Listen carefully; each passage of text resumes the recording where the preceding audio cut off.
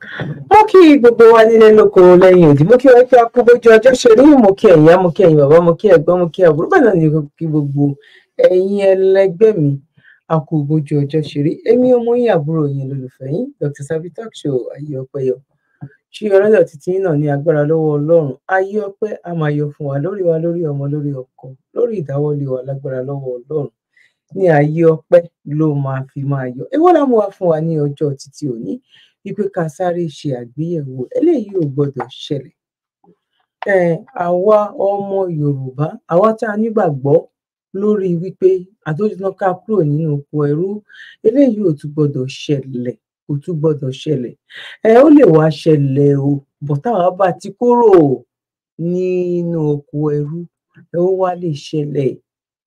Bọ̀ tí eléyìí tó bá ṣẹlẹ̀, Ọlọ́run má jẹ́ kí iná yẹn kó tún máa jó kó máa jó lọ sẹ́yìn. Náà mo kí gbogbo ẹ̀yin tí ẹ máa kó tó di nípa tẹ̀síwájú gẹ́gẹ́ bí ẹ mọ̀ bá ṣe máa ń ṣètò wa. Ẹ̀yin tó bá jẹ́ nígbà àkọ́kọ́ tí ẹ ṣẹ̀ darapọ̀ mọ́ wa lórí ìkànnì, a kí yín káàbọ̀ sí orí ètò. Orúkọ tí mi ò tí ì padà, èmi àbúrò yín olólùfẹ́ yín Dr. Zabby Talk Show ayé ọpẹ́ yọ. Ní agbára lọ́wọ́ Ọlọ́run, ayé ọpẹ́ yọ fún wa, lórí ọmọ, lórí ọkọ, lórí ìdáwọ́lé wa. Ní agbára lọ́wọ́ Ọlọ́run, ní ayé ọpẹ́ ló máa fi máa yọ fún wa. Náà gbogbo ẹ̀yin tí máa ń bá wa like ètò wa, mo dúpẹ́, mo mọ̀ lóore o, mo appreciate, one love. Bẹ́ẹ̀ náà ni gbogbo ẹ̀yin tí máa ń bá wa tẹ like, mo mọ̀ lóore, God bless you, one love. Gbogbo ẹ̀yin tí ẹ dẹ̀ máa ń ju fídíò sí mi lọ́kọ̀ọ̀kan gẹ́gẹ́ bí mo ṣe máa ń sọ wípé nǹkan tẹ́ ẹ rí èmi ò rí, nǹkan tẹ́mi rí ẹ̀yin ò rí. Mo dúpẹ́ lọ́wọ́ yín, Ọlọ́run ò ní ṣe yín lẹ́yìn nìkan náà. Tẹ́ bá wo wájú, ẹ rí èèyàn, tẹ́ bá wo èèyàn rí èèyàn, ọwọ́ ọ̀tún ọwọ́ òsì ẹ máa rí èèyàn lágbára lọ́wọ́ Ọlọ́run. Ojú ò ní tì yín, èmi náà dẹ̀ ní jọra mi lójú. Ẹ̀mí ìgbéraga kò ní wọlé tọ̀ mí wá ní agbára lọ́wọ́ Ọlọ́run. Èwo la mú wá fún wa lọ́jọ́ títí òní? Wípé ká ṣe àgbéyẹ̀wò ẹ̀ kó tó di wípé àtẹ̀síwájú gẹ́gẹ́ bẹ́ẹ̀ ṣe wọ̀n. Ẹ jẹ́ ká lọ sáré ṣe cup of coffee lọ́jọ́ títí òní. God bless you, one love. Ẹnikẹ́ni tí ìwọ bá nípa láti ṣe ìrànlọ́wọ́ fún òun náà lẹ́nìkejì rẹ̀ tọ́jú rẹ̀. Zabby Life Saver Foundation àánú lolówó fi rán wa. La fi ń sọpẹ́ fọ́lọ́run àwọn ẹ̀dá tó ń jẹ́ aníparẹ́ láyé àwọn èèyàn. Tá a sì ti ń sọpẹ́ pàtàkì gbogbo olólùfẹ́ wa jákèjádò àgbáyé. Àwọn tó ń bá wa gbowó ṣètò ìrànwọ́ yìí lọ́nà kan àbí kejì. Lóòótọ́ ẹ̀yin gan-an lè jìká tí ò jẹ́ kó rí ó jábọ́. Lórí ìkànnì Zabby Life Saver Foundation, àkàìmọye ènìyàn lọ́lọ́run ti fọwọ́ tọ́ nípa pé ká mú lára bíntín tọ́lọ́run fún wa. Tá a fi ń ṣàánú àwọn èèyàn tó kù díẹ̀ fún láwùjọ wa láì fi tẹ̀sìn, ẹ̀yà, èdè àti àwọ̀ṣe rárá. Sẹ́ẹ̀rí bọ́lọ́run ṣe ń lò wá lórí ìkànnì Zabby Life Saver Foundation. Táwọn fúnni níṣẹ́, gbalé fúnni lóúnjẹ. Tá a ti ń sanwó iléèwé àwọn ọmọ tí ò lóbìí àti àwọn ọmọ tó kù díẹ̀ fóbi wọn láwùjọ. Lọ́pọ̀ ìmọ̀ye ìgbà láti yọjú tá a ti gbóúnjẹ lọ fáwọn tó wà nínú ìhámọ́. Táwọn olóyìnbó ń pè ní correctional center. Lọ́pọ̀ ìgbà tá a bá lọ sílé ìwòsàn fún àbẹ̀wò àti pé ká gba àwọn ènìyàn tí ò rówó san lẹ́yìn ètò ìwòsàn wọn. Àánú á ṣe wá púpọ̀ nítorí ohun mèremère ohun tá a máa ń bá pàdé lọ́hùn. Àti ọ̀gọ̀rọ̀ àwọn ènìyàn tó ti parí ètò ìwòsàn tí ò rówó san. Léyìí tágbára wa nìkan ò lè ká. Gẹ́gẹ́ bí èrò wa ní Zabby Life Saver Foundation àti bí ẹ̀yin olólùfẹ́ wa ṣe ń sọ wípé kọ́wọ́ jẹ́ tó ti lọ síwájú sí i. Ló jẹ́ àmọ̀lógún fún gbogbo ẹ̀yin eléyìí ojú àánú jákèjádò àgbáyé. Wọ́n ràn wá àti jẹ́ kí ètò ìtúbọ̀ tàn síwájú sí i. Ẹ jẹ́ àjọ pawọ́pọ̀ lé ìṣẹ́ òun ìyà nínú bíntín tọ́lọ́run fún wa. Ẹ lè fi ohunkóhun tẹ́ ẹ bá ní sọwọ́ sí ọ́fíìsì wa nílé. Number 6 Bremer Street, Sabo, Ṣàgámù, Ògùn State. Tó bá sowó ni ẹ fi sínú àsùnwọ̀n Zabby Life Saver Foundation account. Níbikíbi tẹ́ ẹ bá wà lágbàáyé. Account number 579-868-6013 FCMB. Fún ẹ̀kúnrẹ́rẹ́ àlàyé síwájú sí i, lè pe èyíkéyìí àwọn aṣojú wa nílé +234-812-575-4492 tàbí kẹ́ pè +234-708-434-5696. Bákan náà ni ẹ lè fàtẹ̀jíṣẹ́ tàbí kẹ́ pè Dr. Zabby gan lórí WhatsApp nọ́mbà wọn +447-440-715-542 ní Zabby Life Saver Foundation. Àánú ló jẹ wá lógún. Ẹ káàbọ̀ sórí ètò lẹ́ẹ̀kan sí i. Mo kí gbogbo wa wípé a kú bójú ọjọ́ ṣe rí. Èwo la mú wá fún wa ní ọjọ́ títí òní wípé ká ṣe àgbéyẹ̀wò ẹ̀. Ẹ tiẹ̀ jẹ́ ká kọ́kọ́ lọ wọlé lórí ọ̀dọ̀ prof tí mo máa ń like ọ̀rọ̀ wọn, tí mo máa ń like kí n ya ọ̀rọ̀ wọn láti lò. Ká ṣẹ̀ṣẹ̀ tó wá lọ sórí wípé eléyìí ò gbọ́dọ̀ ṣẹlẹ̀ o. Àwọn ọmọ Yorùbá etí wa mélòó? a ní ìdí ká pọ̀ sí i. Gẹ́gẹ́ bá ṣe sọ wípé kú wá ti di àjọkú, àwẹ̀ wá ti di àjọgbà, a ní ìdí láti pọ̀ sí i, a ní ìdí àti fara wa mọ́ra. Gbogbo àwọn tó bá ń kúrò tó ń sọ wípé àwọn ti rí ìdí òtítọ́, Ọlọ́run ti fi òtítọ́ hàn àwọn ti rí ìmọ́lẹ̀. Àsìkò yìí ò ń ṣe àsìkò tá a gbọ́dọ̀ sọ wípé kóníkálukú tún dá lọ ṣe nǹkan kan.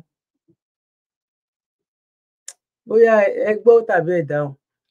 Àsìkò yìí tẹ́ bá rí ìkànnì tó tún jáde nísìnyí tó máa ní a ti kúrò lọ́dọ̀ lágbájá o, a ti rí wípé irọ́ ló ń pa o, bọ̀ ẹ má wọ́rì o, a tún ti máa, kò sí nǹkan kan tó jọ bẹ́ẹ̀.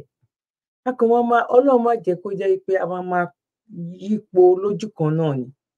Bí òun ṣe wípé a gbọ́dọ̀ bára wa sọ̀rọ̀ ọ̀tẹ̀. Ìwọ tó bá ti padà, tó ò bá tiẹ̀ tí wá sí lábẹ́ bàbá wa, bọ̀ kàn mọ̀ wípé òkè Ọlọ́run ti fòtítọ́ hàn ẹ́, bọ̀ wípé ẹ jẹ́ ká lọ ṣe èyí tó ń bọ̀ yìí ò gbọ́dọ̀ ṣẹlẹ̀. Èyí tó ń bọ̀ yìí kò gbọ́dọ̀ ṣe kí ni? Kò gbọ́dọ̀ ṣẹlẹ̀. Ẹ jẹ́ ká tiẹ̀ kọ́kọ́ gbọ́. Now, ẹ jẹ́ ká lọ sí orí bàbá wa yìí. Dakar, Senegal. You know, we can blame Europe all we want, but we must also put our house in order. We must create an environment which enables our young men and women to engage in invention and innovation. And if you look at the resource that we have in many African countries, I can tell you, not many people want to leave their countries except for good reason. But when you see people literally fleeing their countries, and I've watched footages of somebody saying, "I'd rather die in the desert than go back to my home," that is not a natural instinct. It is forced on them. Look at a country like Nigeria, which is responsible for generating quite a number of these young men and women. Suppose we were to revive the oil sector in a positive way, and I'm using the word revive, so that we are able to refine, and it's not lost on me that my friend Aliko Dangote is behind one of the largest refineries in the world. I hope that that will ensure that you now create employment opportunities in that sector, in agriculture, in tourism, in textile, in the mining sector. And you can say that about Nigeria, you can say that about Ghana, you can say that about Liberia, Gabon, Cameroon, Dakar, Senegal, Côte d'Ivoire, Gambia, and the Democratic Republic of Congo. But remember that Europe loves Africa to be in the state in which it is, to remain a market rather than a factory. And if Africa is going to participate and to hold back her sons and daughters, she must be a factory. She must add value to the product. It makes no sense that we are producing cocoa in Togo, in Ghana, in La Côte d'Ivoire, and yet Nestle in Switzerland, which does not have a single bush of cocoa, is the one that is sending us chocolates and Brussels. Today, if we are not careful, we are going to lose that territory. So in a nutshell, what one is saying, if indeed Europe cared, and it does not care, there is a book that I am citing too often nowadays. It's written by a South Korean called Ha Jun Chang. It's called The Bad Samaritans. And he's saying that the Western world are bad Samaritans. They do not wish Africa to move from the state in which it is.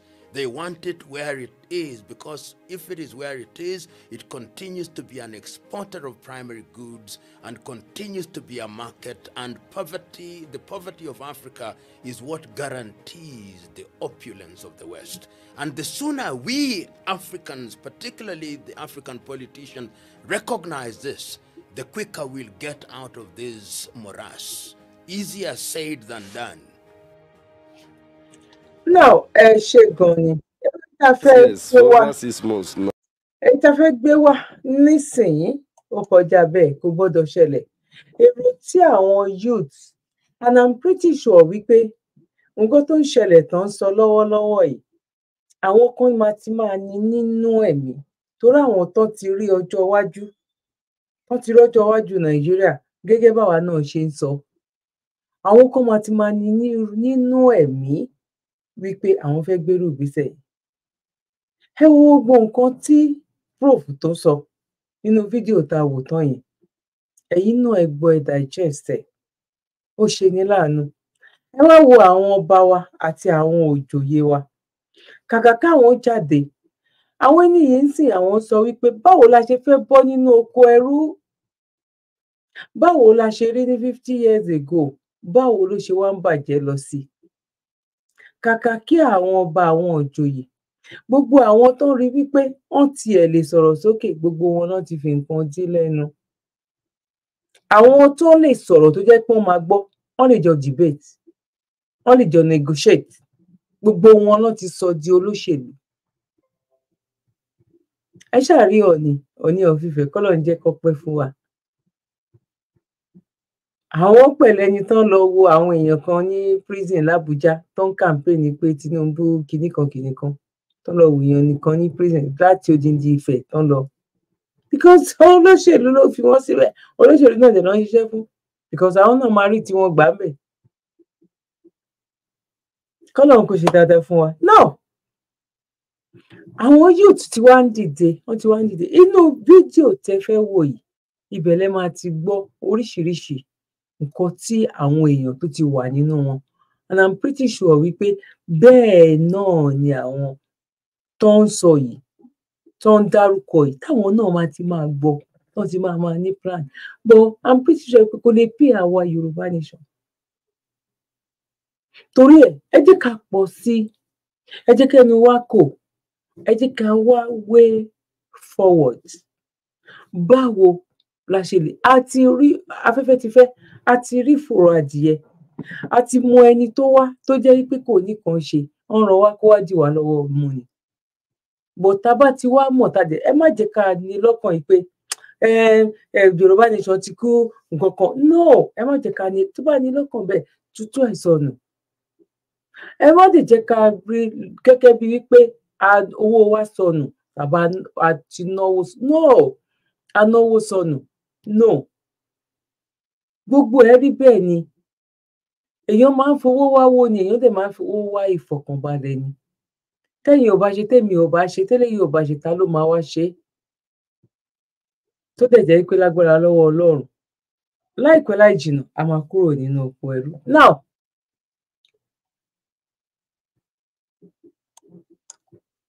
I will want all of us as a citizen of this country to come out in a massive protest.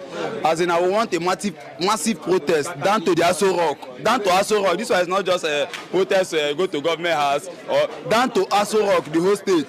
This country is becoming out of hand. It's becoming out of hand. We need massive protest down to Aso Rock. Tinubu need to see what is happening in this country. All right, sir. Thank you, sir. Yes.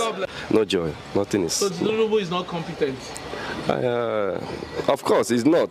Because if you cannot deliver the dividends of democracy to the people, it means it sees that you are incompetent. So for me, I'm seeing the incompetency in him until he proves it otherwise. He should be hosted out. If that will help us. So you'll be happy if a military takeover, there's a military intervention junta? Yeah, if the military will... I see military as a disciplined government. More disciplined government than this democracy we have been into since 19... nǹkan tí mo ní kó lè pè wá nìyẹn. Military ò lè pè wá. Bọ̀ ìjọba ò dẹ̀ gbọ́ nǹkan tá à ń sọ. Ara dẹ̀ ń kan àwọn aráàlú. Aráàlú náà mọ̀ wípé military ò lè pè àwọn. Bọ́ ó wò wípé èyí táwọn ọmọ akókó wá kú tán, tó bá jẹ́ military ni tó tiẹ̀ lè ṣe díẹ̀ mẹ́, kókó wá kó àwọn kúrò nínú alágbádá tán kó àwọn sí. Ẹ̀yin náà ẹ bá mi fi opinion tí ẹ bá wa fi sínú comment section. Gbogbo èyí tẹ̀ ń kó wa pé a kú ètò, bẹ́ẹ̀ náà ni mò ń kí n pé báwo lójú ọjọ́ ṣe rí. Ibo lẹ ti darapọ̀ mọ́, ibo lẹ ti bá wa ń wètò. Ẹbí báyìí láti ń ṣe àgbéyẹ̀wò lọ́kàn ìjọ̀kan. God bless you. Gbogbo ẹ̀yin tẹ́ ti bá wa tẹ like, gbogbo ẹ̀yin tí ẹ ti bá wa tẹ share, gbogbo ẹ̀yin tẹ́ ti fi comment sílẹ̀, mo kí yín, one love. God bless you. Now, ẹ jẹ́ kí a máa tẹ̀síwájú. 1919 date. So there's been no significant improvement or significant... Yes. For over 6 months now, nothing to show for his government. They're telling us 1 liter is going to 1,000 naira or 1,002. How can a poor man survive? How can people survive in Nigeria? That is why people is doing all rubbish to meet up, kidnapping and robbing everywhere. So this is job. Children are missing. This is job. They call here all the streets. Yes, Amarachi is missing. Everybody is crying for the girl because it's a good girl that everybody knows. So if we are looking for a better democracy, because what we are. ẹni tó sọ̀rọ̀ tó ẹ̀ tẹ́ bá gbọ́ nǹkan tó sọ dáadáa ojoojúmọ́ làwọn èèyàn mí ojoojúmọ́ ló ń wá àwọn èèyàn tì èyí tó láwọn ń wá yẹn kó jẹ́ ẹni tó nice ládùúgbò níbi tán tí ọmọ ènìyàn tó ti shift ju ẹran á ti ń sọ láti bí ọdún mẹ́ta wípé nǹkan tó ń bọ̀ mímí tó ń mì lókè yìí bọ̀tẹ́ bá ń gbọ́ lẹ́nu interview tó ń ṣe fún wọn bíbá ẹ máa ti máa ibẹ̀ la máa ti máa mọ plan àwọn ará ìlú bọ̀ àwa tá a jẹ́ Yorùbá nation ẹ jẹ́ ká bẹ̀rẹ̀ sí ní polongo ara wa by the time tá a bá polongo àti paper work kò possible kí paper work má ṣẹlẹ̀ kò possible ọ̀n dẹ̀ ní gbé sórí afẹ́fẹ́ àwọn mistake tá a ti ṣe àlè continue ẹ̀ bọ̀yẹ́ tá a lè gbé sórí afẹ́fẹ́ òun là ń sọ yìí àwọn YSDM náà dẹ̀rẹ́ àràgbá wọn náà tàbí wọ́n ti túnra mọ́ mo mọ̀ pé lágbára lọ́wọ́ Ọlọ́run táwọn máa fi rí bóyá bí ọ̀sẹ̀ kan sínsìn a máa gbé wọn wá sórí ìkànnì Yorùbá World Media Organization láti wá fi ọ̀rọ̀ wá wọn lẹ́nu wò kẹ́ lè mọ̀ wípé eré kọ́ torí pé kí ni ìjọba míì òun ló wà ní YSDM ń sìn ní agbára lọ́wọ́ Ọlọ́run gbogbo wa à ní ṣe àṣetì náà. Practicing here is not democracy. If we are looking for a better democracy, it begins with that autonomy. That is the only way you end agitation.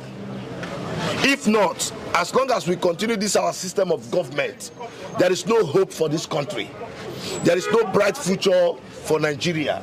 Nigeria is going nowhere. And that is why you see most of our politicians are driven by their own greed and self-centered.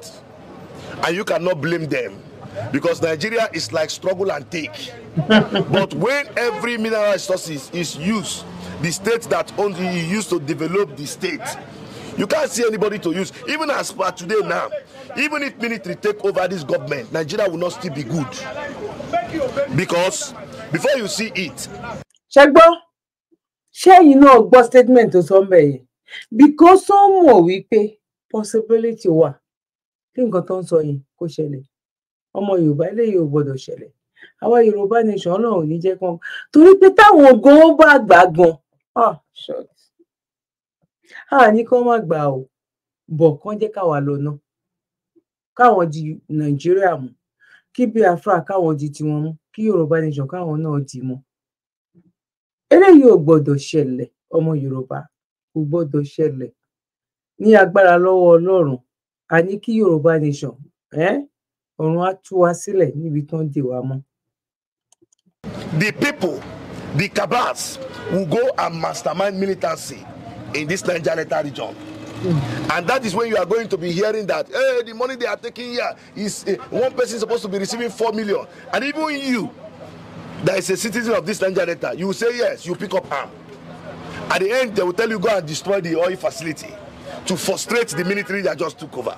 So there is no way this Nigeria can be better. Even outside that one, they are going to use religion, politics against the same people. So for Nigeria to be good, for us to have good government, the power must be shared.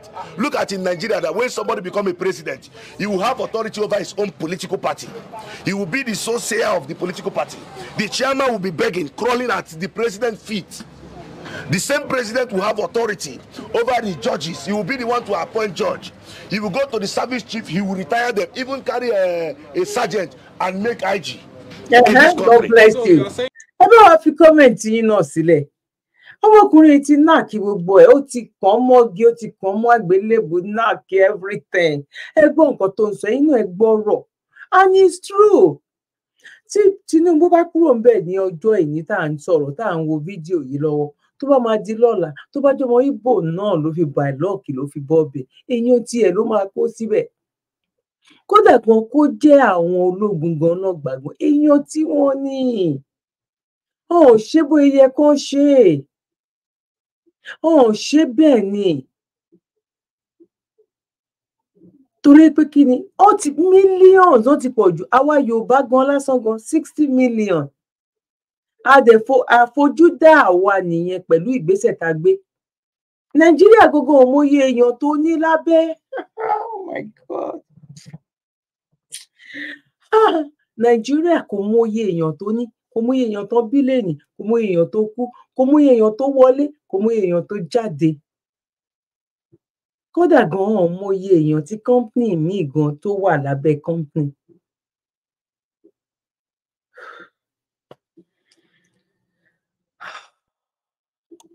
That the Nigeria constitution needs to be readdressed. The constitution of Nigeria is the problem of Nigeria.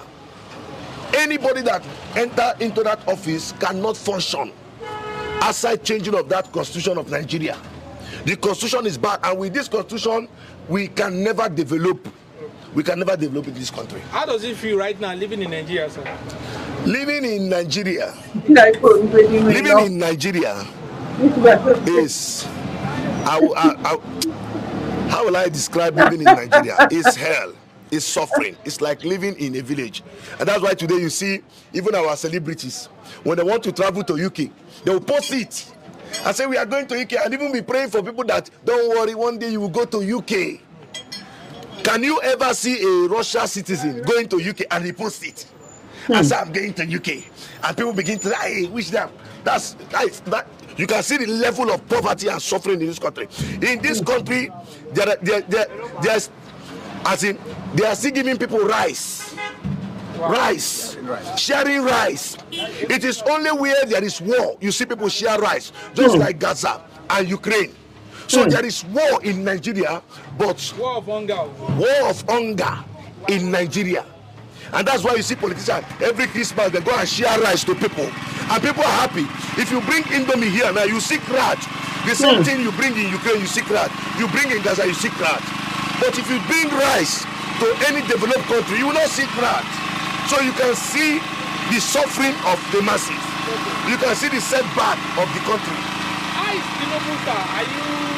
What will you say of this administration? There is no administration. It's running there.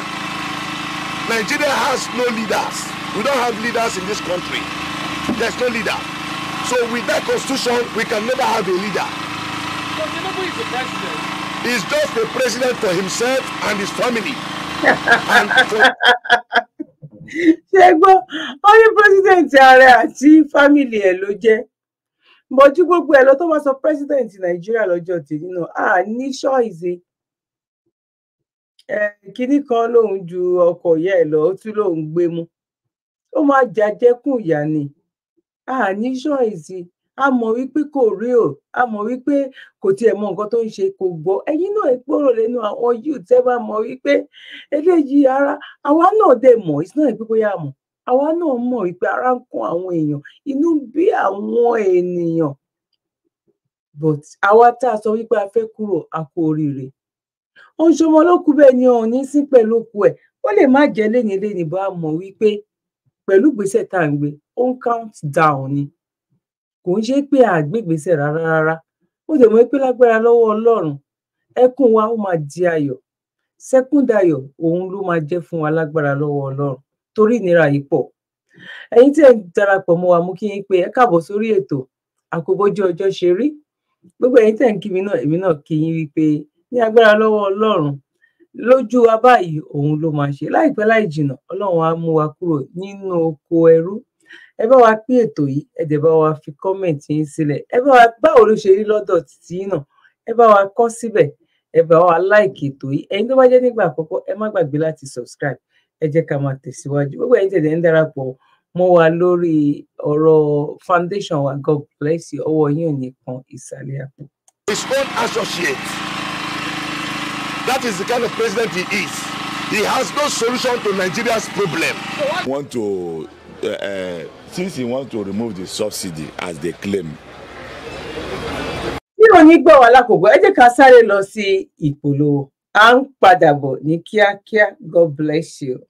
Ẹnikẹ́ni tí ìwọ bá nípa láti ṣe ìrànlọ́wọ́ fún òun náà lẹ́nìkejì rẹ̀ tọ́jú rẹ̀. Zabi Life Saver Foundation àánú lolówó fi rán wa la fi ń sọpẹ́ fọ́lọ́run àwọ̀ ẹ̀dá tó ń jẹ́ aníparẹ́ láyé àwọn èèyàn tá a sì ti ń sọpẹ́ pàtàkì gbogbo olólùfẹ́ wa jákèjádò àgbáyé àwọn tó ń bá wa gbowó ṣètò ìrànwọ́ yìí lọ́nà kan àbí kejì lóòótọ́ ẹ̀yin gan lè jìká tí ò jẹ́ kó rí ó jábọ́ lórí ìkànnì Zabi Life Saver Foundation àkàìmọye ènìyàn lọ́lọ́run ti fọwọ́ tọ́ nípa pé ká mú lára bíntín tọ́lọ́run fún wa tá a fi ń ṣàánú àwọn èèyàn tó kù díẹ̀ fún láwùjọ wa láì fi tẹ̀sìn ẹ̀yà èdè àti àwọ̀ṣe rárá sẹ́ẹ̀rí bọ́lọ́run ṣe ń lò wá lórí ìkànnì Zabi Life Saver Foundation táwọn fúnni níṣẹ́ gbalẹ̀ fúnni lóúnjẹ tá a ti ń sanwó iléèwé àwọn ọmọ tí ò lóbìí àti àwọn ọmọ tó kù díẹ̀ fóbi wọn láwùjọ lọ́pọ̀ ìmọ̀ye ìgbà láti yọjú tá a ti gbóúnjẹ lọ fáwọn tó wà nínú ìhámọ́ táwọn olóyìnbó ń pè ní correctional center lọ́pọ̀ ìgbà tá a bá lọ sílé ìwòsàn fún àbẹ̀wò àti pé ká gba àwọn ènìyàn tí ò rówó san lẹ́yìn ètò ìwòsàn wọn àánú àṣẹ wá púpọ̀ nítorí ohun mèremère ohun tá a máa ń bá pàdé lọ́hùn àti ọ̀gọ̀ọ̀rọ̀ àwọn ènìyàn tó ti parí ètò ìwòsàn tí ò rówó san léyìí tágbára wa nìkan ò lè ká gẹ́gẹ́ bí èrò wa ní Zabi Life Saver Foundation àti bí ẹ̀yin olólùfẹ́ wa ṣe ń sọ wípé kọ́wọ́ jẹ́ tó ti lọ síwájú sí i ló já mọ̀ lógan fún gbogbo ẹ̀yin eléyìí ojú àánú jákèjádò àgbáyé wọ́n ràn wá àti jẹ́ kí ètò ìtúbọ̀ tàn síwájú sí i ẹ jájọ pawọ́pọ̀ lé ìṣẹ́ òun ìyà nínú bíntín tọ́lọ́run fún wa ẹ lè fi ohunkóhun tẹ́ ẹ bá ní sọwọ́ sí ọ́fíìsì wa nílé number 6 Bremer Street Sabo Ṣàgámù Ògùn State tó bá sowó ni ẹ fi sínú àsùnwọ̀n Zabi Life Saver Foundation account níbikíbi tẹ́ ẹ bá wà lágbàáyé account number 579-868-6013 FCMB fún ẹ̀kúnrẹ́rẹ́ àlàyé síwájú sí i lè pe èyíkéyìí àwọn aṣojú wa nílé +234-812-575-4492 tàbí kẹ́ pè +234-708-434-5696 bákan náà ní ẹ lè fàtẹ̀jíṣẹ́ tàbí kẹ́ pè Dr. Zabi gan lórí WhatsApp nọ́mbà wọn +447-440-715-542 ní Zabi Life Saver Foundation àánú ló jẹ wá lógún.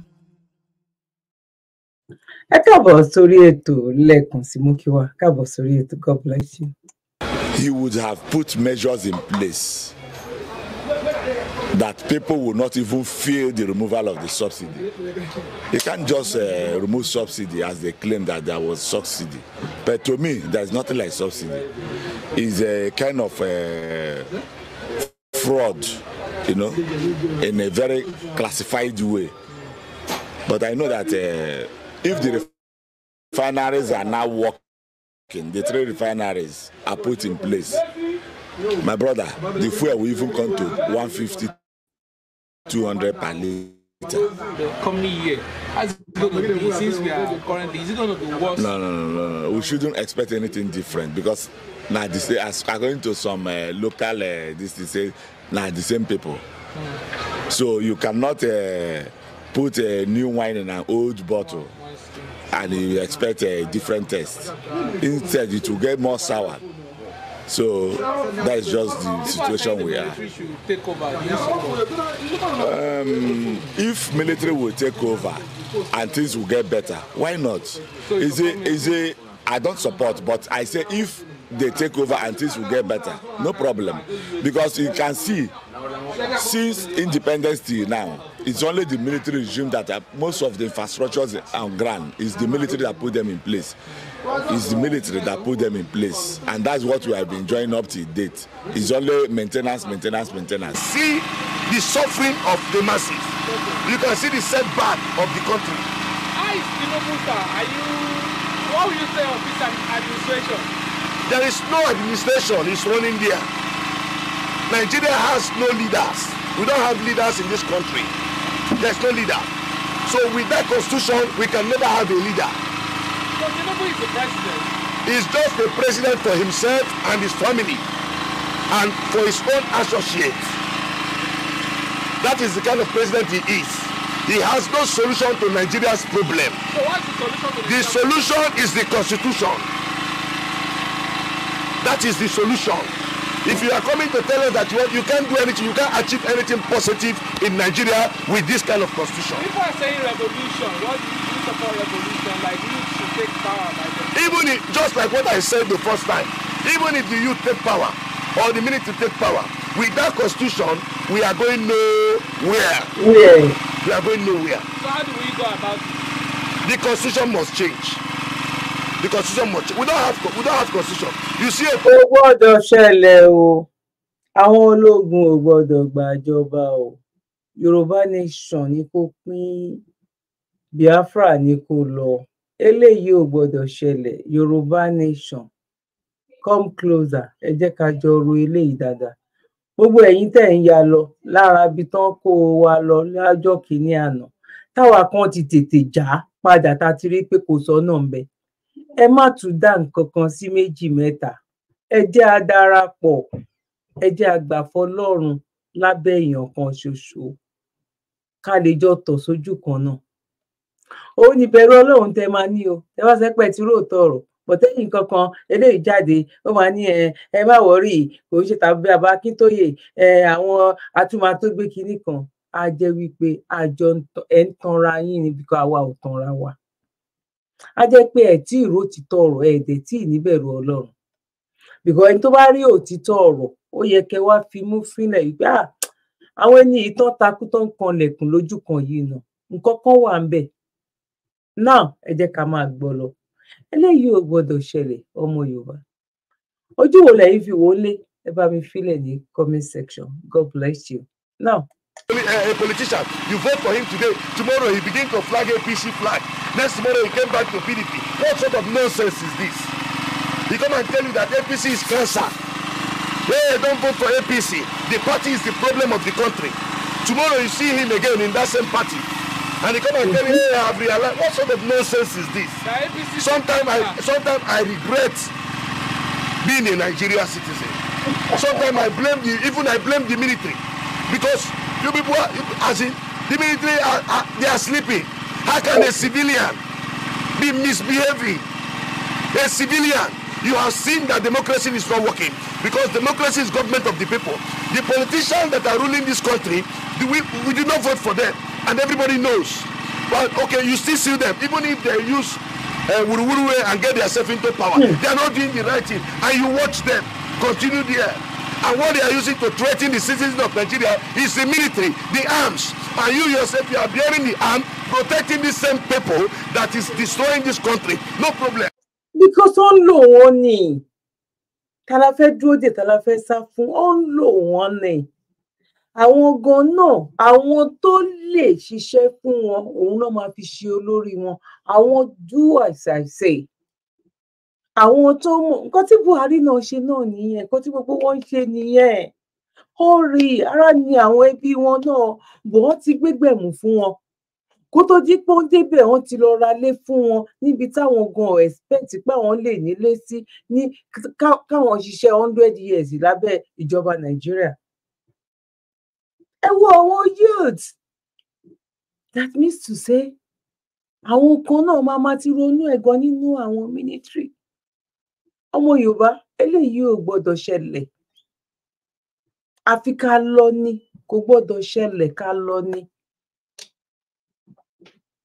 Àbí kí lẹ rí sí? Ojú wo lẹ fi wò? Ẹ bá fílẹ̀ ní comment section. God bless you. You might be rich in your own time, but your children are coming. Your children will suffer the same thing you refuse to repair. They are using the military to intimidate the masses, to oppress the masses. That is what they are doing. If revolution will come, let the revolution come, but it will only prosper on equity and justice. Being that resource control. Nigeria have resources everywhere, not only oil. The East can prosper, the North can prosper, the West can prosper. Let us remove greed if we want to see a prosperous Nigeria. If Rivers State is prospering today, if you are a Obama, you can partake in that prosperity because you are a citizen of Nigeria. Don't be afraid that Rivers State have oil and this side doesn't have oil. No. As long as Rivers State is prospering today, I myself am from Delta State, I'm a Rivers State. If Rivers State prosper, I will prosper in business. I will prosper in everything I do. I will prosper as a Nigeria citizen. You understand? So before we can get it right, greed must be removed. You must remove greed. Even if you are saying a revolution today, you must remove greed. We have no any other country. I even look at these politicians sometimes, I feel pity for them. You are nothing without your nation. You have money. There are places that money cannot defend you. What will defend you is your nation. That is why they will tell you that You don't shit in your own house. That when outside chase you, you run to your house. But in our own case, our politicians have no home. Look at Ekwere Madudia, he's suffering. If it is a Russian senator, he can't be there. He can't be there. If it is China senator, he can't be there. But the country is weak. Every time they go and beg, money is useless. There is money you make, and those money become useless when you have no home. Money without integrity. Integrity where? Nigerians people don't know what is integrity. The integrity they know is money. Buying properties everywhere. They'll buy properties everywhere, and they are moving with 16 cars, escorts. They have no knowledge. After you come down from seat, 8 years you become broke again. The same road you refuse to fix, you drive on it. The same light you refuse to fix, you drive on it. But they say na Yoruba turn na Yoruba. Na make them forget tribe. Everybody wey go Emilokan. Wetin can? Wetin? Abeg, bros no make talk Emilokan. Emilokan don die now. No remain Emilokan, no dey again.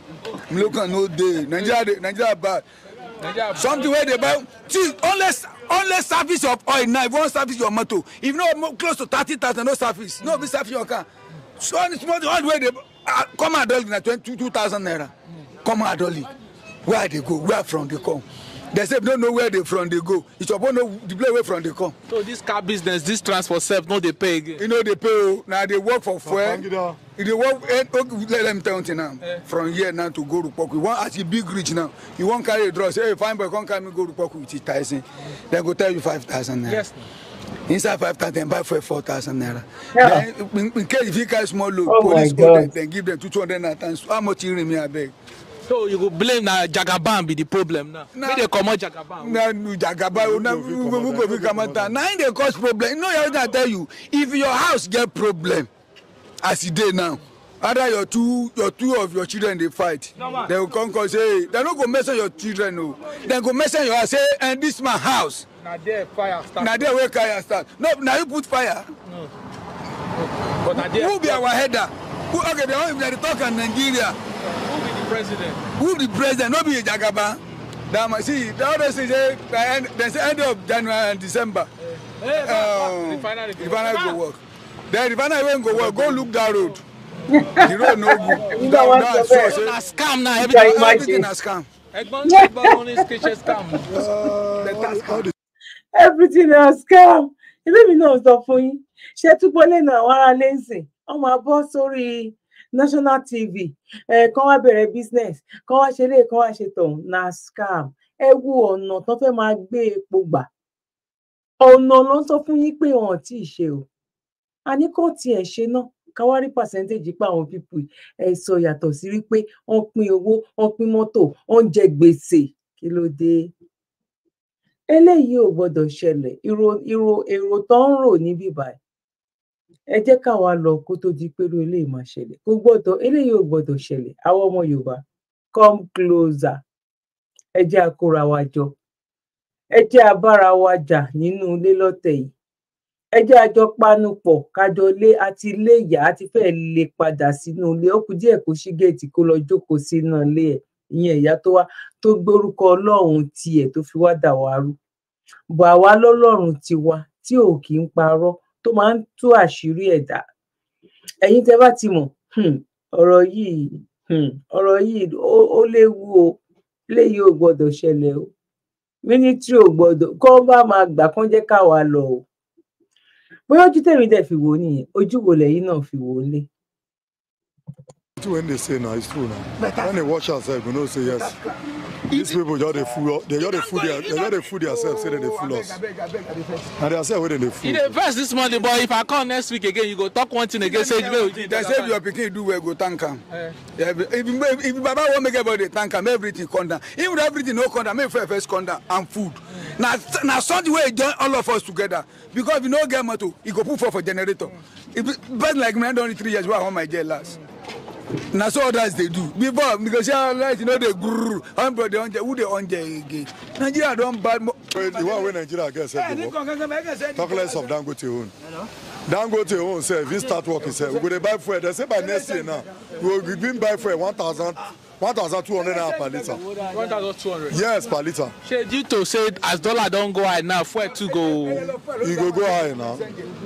All this one where they just they talk, nothing go happen. So but Dangote refinery receive some barrels of crude oil. Why did they talk of Dangote refinery? Dangote need assessment. How much in the assessment for Ghana? How much in the sell for Nigeria? They talk of Dangote refinery. Even though Dangote refineries begin work now, we will see they buy fuel more than this. So leave about that say Dangote refinery they work or not. No Nigeria want their own refinery. Mugu no say yes. And things is moving. Though from my childhood, I've never seen when people say Nigeria is good. It has been things are bad. You understand? But I am saying that we should give him time. How is it for you, sir? For me? Yeah. God is to somebody. It's the new year. I don't want any trouble. But my favorite. Now, a máa lọ gbọ́ díẹ̀ nínú ọ̀rọ̀ yìí nsìn tá máa fi wá pa gbogbo ẹ̀ pọ̀ láti ẹnu sísítà wa Adéọlá lórí ọ̀rọ̀ àwọn tó jẹ́ wípé ìnira náà jẹ́ àwọn gan wà nídìí ìbàjẹ́ yìí wọ́n dẹ̀ pọ̀ bẹ́ẹ̀ yẹn wọ́n pọ̀ bámúbámú láyọ̀ àmọ́ bóyá bí ń pọmọ ẹnì kọ̀ọ̀kan rí dínà rí gbà tán lọ ṣe íńtávíù fún rí mọ́tò rí góòdì rí aṣọ rí aago ọwọ́ tó bá jẹ́ ìlú òyìnbó because ìlú tí ò lọ́ba tí ò ní jòyè láwa lọ́ba kò ní jòyè. New Year in Dubai, which is great. But the man posted the video of fireworks and then he wrote, God, please give us leaders in Nigeria that will take us to this level. Thank you. You see, that's exactly what I said. I said, what is he talking about? Were you not a leader? You were a senator of the Federal Republic of Nigeria for 4 years. Which level did you take your constituency to? I don't know. Kogi West, in fact, forget Kogi West. In that 4 years, you acquired so many luxurious cars, more than 20 of them. You are still buying properties in Dubai till now, and you are telling us that it is not our money. This is a multi-million investment in Dubai, and it's just one out of my portfolios. Make sure you have a second address, and I'm doing this for people who just think it's government money that is spending. Has been out of government for 5 years, but I invest. Excuse me, uncle, even Abacha is still paying back our money. So if you invest our money, the money that you make from it is also our money. Benny, look at what Honorable Femi Gbadabiamila did in his own constituency. He actually, guys, I should not compare him with Uncle Dino. That won't be fair because Uncle Femi was not just a House of Rep member. He was the Speaker of the House of Rep for 4 good years. You know the salaries and allowances of the Speaker is not on the same level as a regular lawmaker because the Speaker is the 4th in line to be president. In fact, many people will argue that they are on the same level as a governor of a state, if not on a higher level. So Uncle Femi, and he wasn't just the Speaker altogether. The man was lawmaker for 20 years. Now he's the Chief of Staff. But we are very happy to see that Uncle Femi executed some really impressive projects in his constituency. Honestly, Uncle Femi really tried. Like Egoni, on behalf of the people of Surulere, the man has done a lot. In fact, I'm surprised that the pictures of his projects have not gone viral by now. Just imagine if all the speakers are doing things like this, because Uncle Bukola did not do shishi when he was number 3 in line, the Senate President. So Uncle Femi Gbadabiamila, thank you so much. We really appreciate what you did. If your own lawmaker is not doing big projects like this, you need to hold them accountable. He remodeled an old primary health center and turned it into a 3-story, 80-bed capacity hospital, now called Gbadabiamila General Hospital. He donated an international conference center to Ojo campus of the Lagos State University, LASU. He also constructed a community development center in Surulere with a mini stadium, indoor sports auditorium, fitness center, basketball and lawn tennis court, among other outdoor facilities. adúpẹ́ lọ́dọ̀ Ọlọ́run tàbí adúpẹ́ lọ́dọ̀ Ọlọ́run owó àbú náà lọ fi ń ṣe àbú lálejò bá adúpẹ́ lọ́dọ̀ Ọlọ́run but at the end of the day mo béèrè ní o question ni o ṣé kò é pọ́n fi ń wá nǹkan kan torí at the end of the day nǹkan tí àwọn èèyàn kan náà fi ń campaign fún bàbá Bọ́lá Ahmed Tinubu ìgbà tó wà tó dẹ́kọ̀ Èkó gbọ́gbọ́n ò ní ná Èkó ò tiẹ̀ nílẹ̀ tó ń fẹsẹ̀ rìn wọ́n máa ń fò lórí òfurufú ni torí kò gbogbo ilẹ̀ wọn ẹ̀gún ni ìgbà tí Tinubu dé ọpẹ́lọpẹ́ tó ṣe gọ́vnà fún 8 years òun ló la ọ̀nà òun ló la ilẹ̀ òun ló la òkè òun ló la sánmọ̀ ṣé kò ń ṣe pé nǹkan míì làwọn náà fi ń wá ó béèrè ní question ni o á kí wọn ò jẹ́ pé mo ti kọ́kọ́ kí wọn wípé wọ́n ṣe àwọn ọlọ́sẹ̀ bó àwọn olófẹ́ lọ bẹ̀ Gbàdàbíàmílà General Hospital ṣé bí àwọn abẹ́lọ́run bí èmi àti yẹn ni tàbí àwọn tó jẹ́ wípé wọ́n tún máa ní káàdì kan tó lè lọ ọbẹ̀ ọmọ aláta tátà ẹ̀dánù tí ọ̀kadà tó tì sínú kòtò ṣó lè lọ ọbẹ̀ mo béèrè ní o aṣáàrí àwọn pastors náà tó ní schools tó ní hospital ṣọmọ mẹ̀kúnnù lè lọ ṣáwọn ọmọ ìjọ wọn ṣó lè lọ question lèmi béèrè mi tí ìdájọ́ mo kàn ń béèrè question ẹ̀yin náà báwo lẹ ṣe rí sí lọ́dọ̀ tí ẹ jẹ́ ká continue. And he converted a 1.6 kilometer road from single lane to double lanes. Babs Anima Shaun Road in Surulere, completed with 2 bridge components as well. And then he also built and donated 484-bed hostel facility to his alma mater, that is University of Lagos, UNILAG. 4 floors of male hostel, 4 floors of female hostel. Now, for those wondering, is that all he did in 20 years? The man also listed other projects that he did before this ones. He said he constructed over 250 roads in selected federal constituencies. He said he completed 15 mini stadia. He said he constructed over 20 ICT centers in public schools, provided a solar energy system to light up neighborhoods, and that he invested heavily in the health sector and the education sector, just to name a few. Now, these are what we call projects. Uncle Dino, in case you are watching again. All these ones, ó yẹ ká rí ni irú gbogbo irú àwọn school yẹn irú gbogbo everything is not pé bóyá nǹkan tẹ́ kàn máa list sínú òwe get nǹkan tí mò ń sọ sí tó máa débẹ̀ tó máa show school yẹn fún wa gbogbo nǹkan tó ń sọ yẹn tó is not pé bóyá kankan lọ gbé sórí kán lọ fi system kan fi ṣe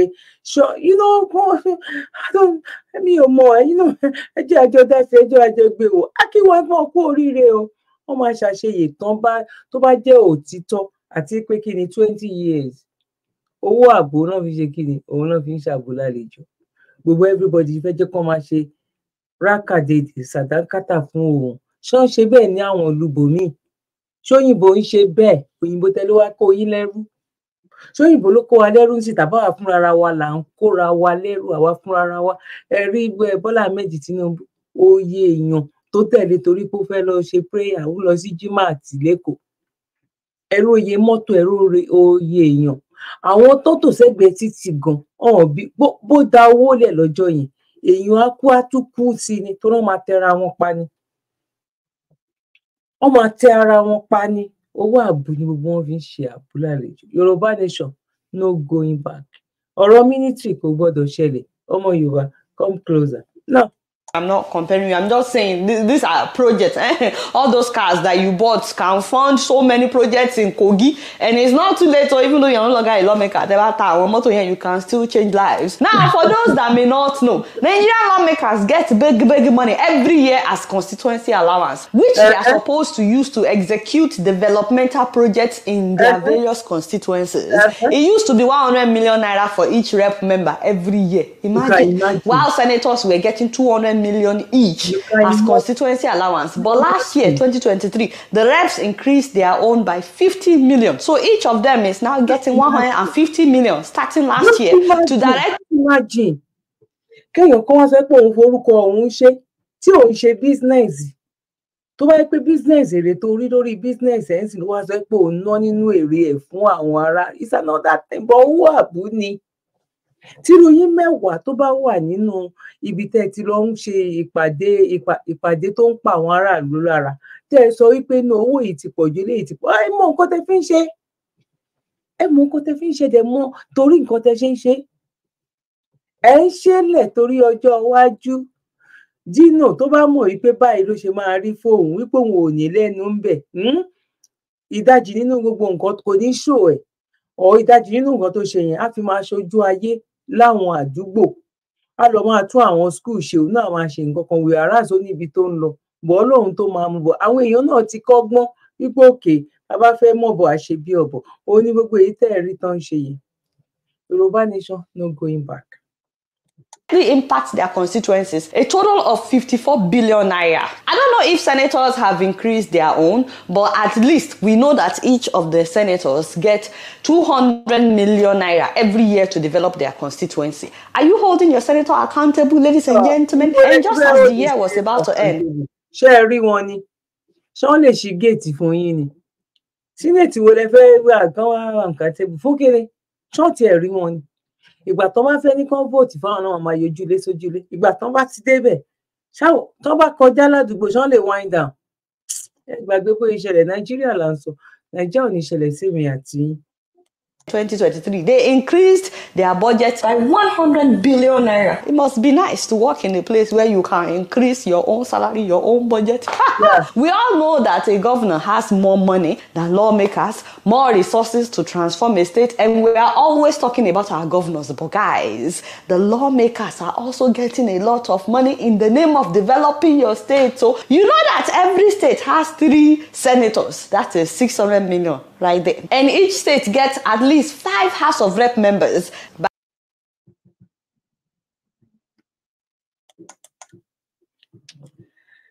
This is the first.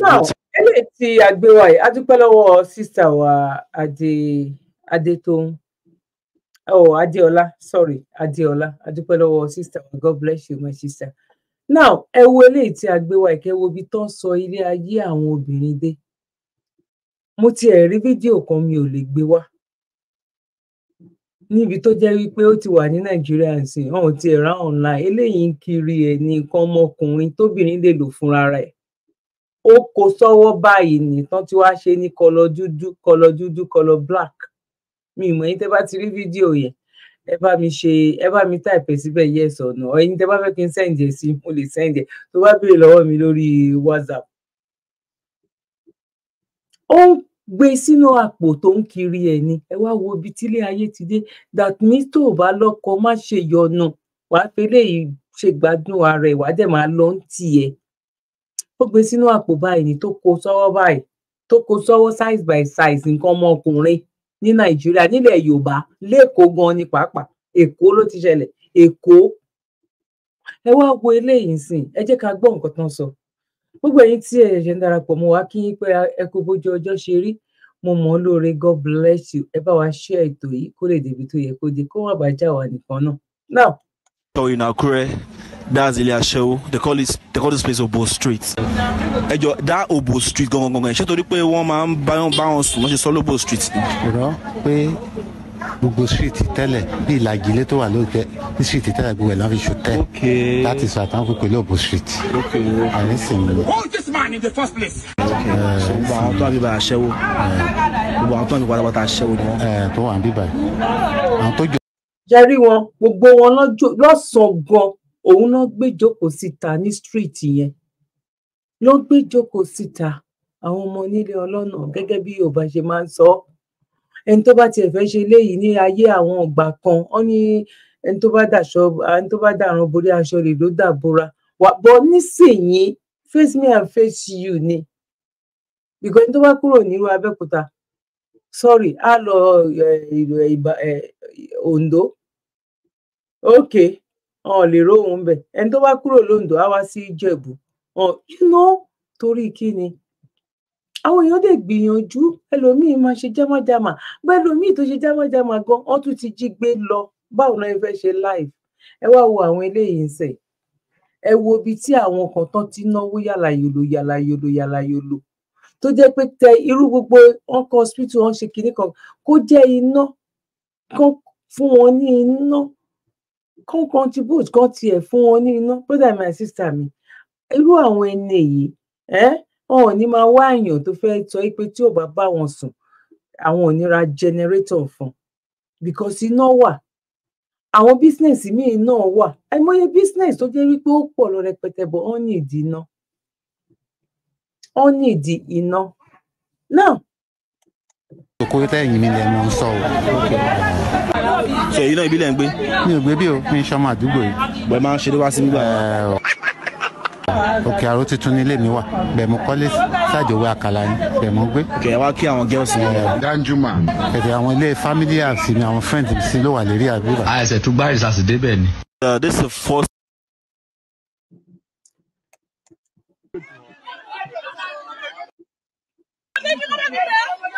We have issue at hand here. We are able to see one kidnapper this morning. Just now. Interrogate wọn. Ẹ jẹ́ kó mú dání interrogate wọn. Mọ́mì yẹn dà, mọ́mì tó ń gbìn yẹn dà. Ṣé inú àpò tó gbọ́mọ yẹn sí rèé?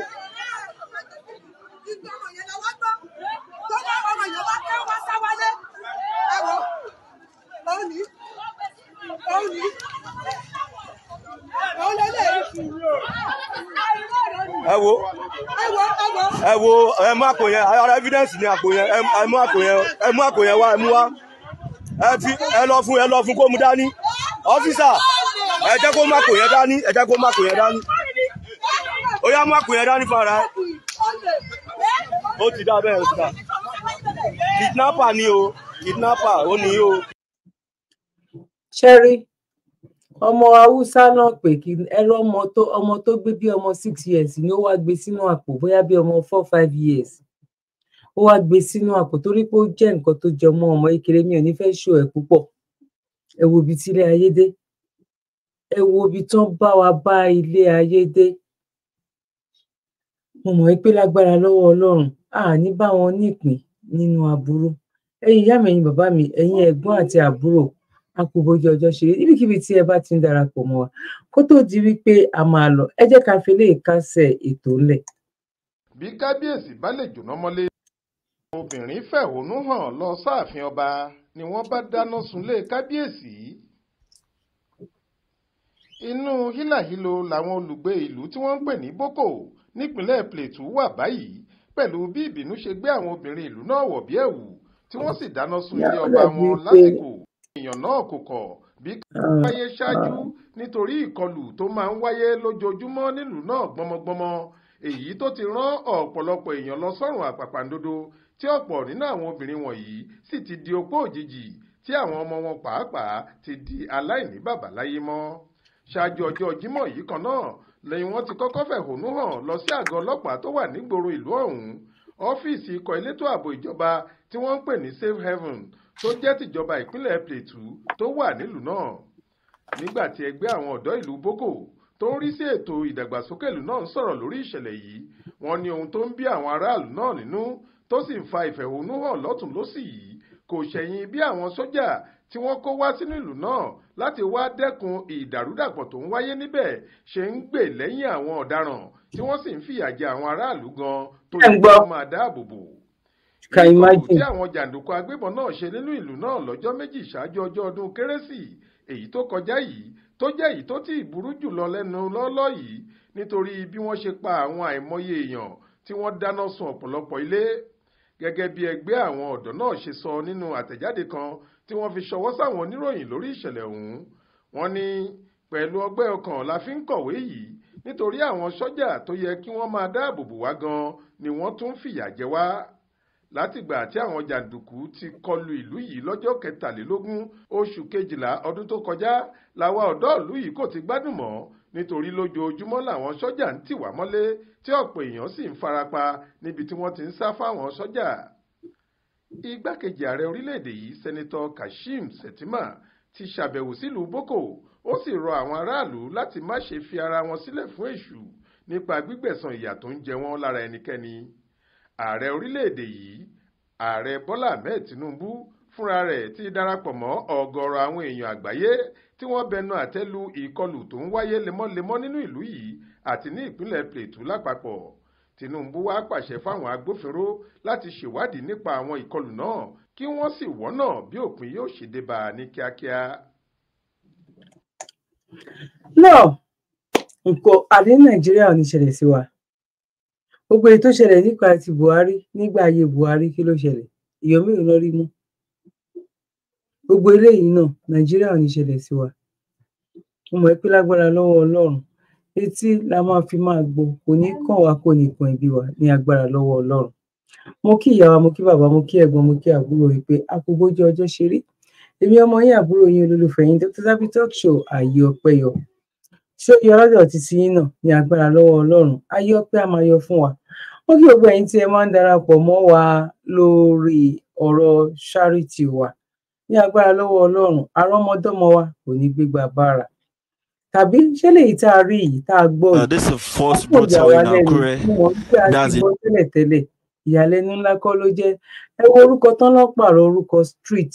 Ẹ wo nǹkan tán wá sọ́dà. Kọ́lọ́run kò ṣe dáadáa fún èmi àti yín ní agbára lọ́wọ́ Ọlọ́run. Ojú tẹ́ fi wò mí ò ní fọ́, etí tẹ́ fi gbọ́ mi ò ní di. Èmi lẹ́wọ̀n àrí, ẹ̀yin ni mo máa bá ní agbára lọ́wọ́ Ọlọ́run. Yorùbá nation no going back. Eléyìí tá a gbọ́ lálẹ́, eléyìí ò gbọdọ̀ ṣẹlẹ̀. Tá a gbọ́ lọ́sàn-án ìbóyá àárọ̀ lẹ́yìn wà nígbà tẹ́ bá máa wò. Eléyìí mílítírì ò gbọdọ̀ gba ìjọba mọ́ àwọn ará Nàìjíríà lọ́wọ́. Àwa la máa pín lágbára lọ́wọ́ Ọlọ́run. Torí pé kó wá ti dàjọ́ kú, ayé wá ti di àjọgbà lágbára lọ́wọ́ Ọlọ́run.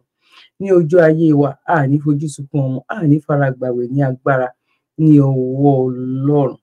Now, mo fi àkókò yìí mo ti fi ń dágbére fún yín wípé a kú bójú ọjọ́ ṣe rí. God bless you. Ẹnikẹ́ni tí ìwọ bá nípa láti ṣe ìrànlọ́wọ́ fún òun náà lẹ́nìkejì rẹ̀ tọ́jú rẹ̀. Zabby Life Saver Foundation àánú lolówó fi rán wa. La fi ń sọpẹ́ fọ́lọ́run àwọn ẹ̀dá tó ń jẹ́ anípa rere láyé àwọn èèyàn. Tá a sì ti ń sọpẹ́ pàtàkì gbogbo olólùfẹ́ wa jákèjádò àgbáyé. Àwọn tó ń bá wa gbowó ṣètò ìrànwọ́ yìí lọ́nà kan àbí kejì. Lóòótọ́ ẹ̀yin gan-an lè jìká tí ò jẹ́ kórí ó jábọ́. Lórí ìkànnì Zabby Life Saver Foundation àkàìmọye ènìyàn lọ́lọ́run ti fọwọ́ tọ́ nípa pé ká mú lára bíntín tọ́lọ́run fún wa. Tá a fi ń ṣàánú àwọn èèyàn tó kù díẹ̀ fún láwùjọ wa láì fi tẹ̀sìn, ẹ̀yà, èdè àti àwọ̀ṣe rárá. Sẹ́ẹ̀rí bọ́lọ́run ṣe ń lò wá lórí ìkànnì Zabby Life Saver Foundation táwọn fúnni níṣẹ́ gbalẹ̀ fúnni lóúnjẹ. Tá a ti ń sanwó iléèwé àwọn ọmọ tí ò lóbìí àti àwọn ọmọ tó kù díẹ̀ fóbi wọn láwùjọ. Lọ́pọ̀ ìmọ̀ye ìgbà láti yọjú tá a ti gbóúnjẹ lọ fáwọn tó wà nínú ìhámọ́ táwọn olóyìnbó ń pè ní correctional center. Lọ́pọ̀ ìgbà tá a bá lọ sílé ìwòsàn fún àbẹ̀wò àti pé ká gba àwọn ènìyàn tí ò rówó san lẹ́yìn ètò ìwòsàn wọn. Àánú àṣewá púpọ̀ nítorí ohun mèremère ohun tá a máa ń bá pàdé lọ́hùn àti ọ̀gọ̀ọ̀rọ̀ àwọn ènìyàn tó ti parí ètò ìwòsàn tí ò rówó san léyìí tágbára wa nìkan ò lè ká. Gẹ́gẹ́ bí èrò wa ní Zabby Life Saver Foundation àti bí ẹ̀yin olólùfẹ́ wa ṣe ń sọ wípé kọ́wọ́ jẹ́ tó ti lọ síwájú sí i ló jẹ́ àmọ́ lógun fún gbogbo ẹ̀yin eléyìí ojú àánú jákèjádò àgbáyé. Wọ́n ràn wá àti jẹ́ kí ètò ìtúbọ̀ tẹ̀síwájú sí i. Ẹ jájọ pawọ́pọ̀ lé ìṣẹ́ òun ìyà nínú bíntín tọ́lọ́run fún wa. Ẹ lè fi ohunkóhun tẹ́ ẹ bá dé sọwọ́ sí ọ́fíìsì wa nílé number 6 Bremer Street, Sabo, Ṣàgámù, Ògùn State. Tó bá sowó ni ẹ fi sínú àsùnwọ̀n Zabby Life Saver Foundation account níbikíbi tẹ́ ẹ bá wà lágbàáyé. Account number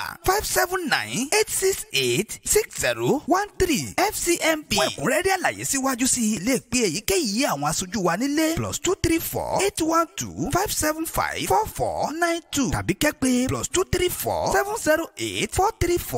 +234-708-434-5696. Bákan náà ni ẹ lè fàtẹ̀jíṣẹ́ tàbí kẹ́ pé Dr. Zabby gan lórí WhatsApp nọ́mbà wọn +447-440-715-542 ní Zabby Life Saver Foundation. Àánú ló jẹ wá lógún.